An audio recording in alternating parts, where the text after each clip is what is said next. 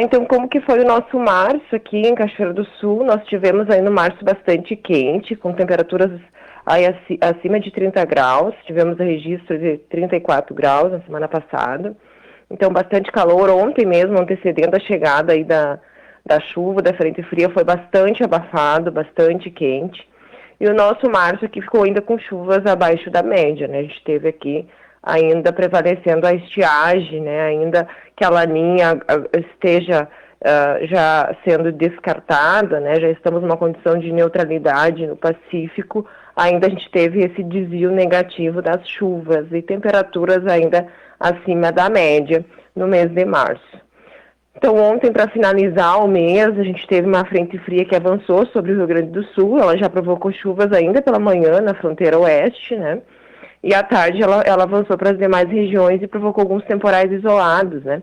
No caso da região metropolitana, o que a gente entende que aconteceu foi uma grande concentração de nuvens do tipo cumulonimbus. O que são essas nuvens, né?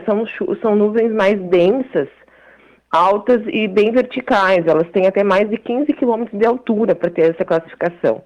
E essas nuvens, elas são sempre associadas a temporal, né? Turbulência, granizo, relâmpagos e até por vezes tornado. Então a gente teve o registro ontem, de acordo com a rede MET, de até 111 km por hora de rajada de vento na região metropolitana. E o acumulado de chuva ele foi em torno de 63 milímetros, o mais alto, de acordo com o INEMET. Esse acumulado de chuva ele não é tão elevado, mas quando acontece num curto espaço de tempo, geralmente já causa alagamentos na região metropolitana, que teve também a associação de outros problemas de infraestrutura lá, né? Então, como é que acontece isso? Ontem estava bastante quente antes da chegada da frente fria, bem abafado, nós todos estávamos sentindo isso, né? E aí, quando as duas massas elas entram em contato, o ar quente ele é empurrado pelo ar frio. E aí faz com que esse ar menos denso seja condensado e traz esse pacote meteorológico que a gente viu ontem em Porto Alegre. Então, é um evento mais convectivo, é comum de acontecer no verão, e principalmente quando tem esse choque das massas de ar, né? Então, é comum que aconteça esse tipo de temporal. Hoje a gente já tem ainda a presença da estabilidade, né? Mas já mais na parte leste e norte do estado. E amanhã a gente tem uma nova entrada de frente fria no estado do Rio Grande do Sul.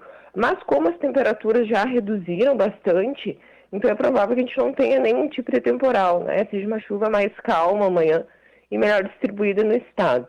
Esse é o panorama da nossa semana, né? Depois, logo em seguida, a gente deve ter a primeira incursão aí de massa de ar polar, baixando um pouco as temperaturas.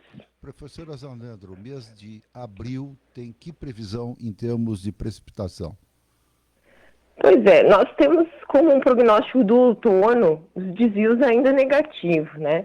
Mas para abril, pelo que eu estava dando uma olhada, a gente pode ter aí chuva um pouquinho acima da média do mês.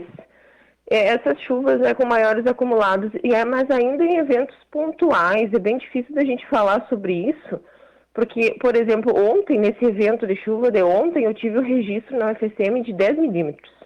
Aqui na minha casa, que é na Volta Encharcada, a gente teve esse mesmo registro de 10 milímetros. E o INEMET divulgou hoje que em Cachoeira do Sul choveu 32 milímetros ontem. Então fica bem complicado, né, porque às vezes é algum ponto isolado que tem essas precipitações aí com maiores acumulados. Mas a gente espera, né, o mês de abril ele é um mês já que reduz bastante o comprimento do dia, a demanda da atmosfera reduz bastante. Então a gente espera ter uma condição mais próxima ao normal das chuvas, né? E agora já começa a baixar a temperatura, né? Para o mês a gente tende a ter 3 entradas de massa de ar polar. Uma bem mais significativa no final do mês, que pode trazer a nossa primeira geada. Então, a gente tende a ter uma condição mais dentro do que é o normal para o mês. Bom dia, professora Zanandra Tomás. O que aconteceu ontem em Porto Alegre, que o pessoal ainda está tentando entender, porque o epicentro foi no próprio Guaíba, né? O lago, o rio Guaíba, aonde os ventos foram muito fortes, né? A cidade ao final da tarde ficou escura, a cidade, e a chuva até que não foi o problema maior, segundo as informações mesmo, foi o vento. Isso foi um tufão, furacão, olho d'água? O que, que seria esse fenômeno? Porque o pessoal, ontem eu conversei de noite com algumas pessoas de Porto Alegre e o pessoal ficou assustado porque nunca tinham visto um fenômeno este no Guaíba.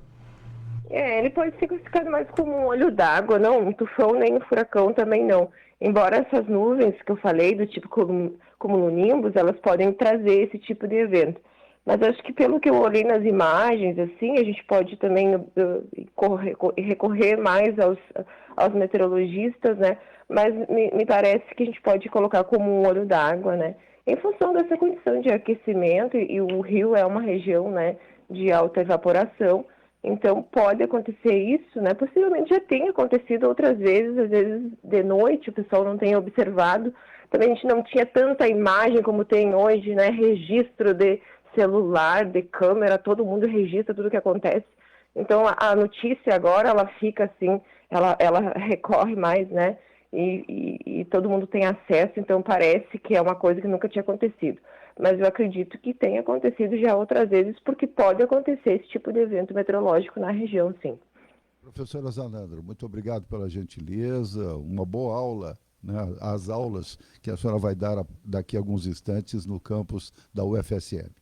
Muito obrigada, tenham todos um ótimo dia.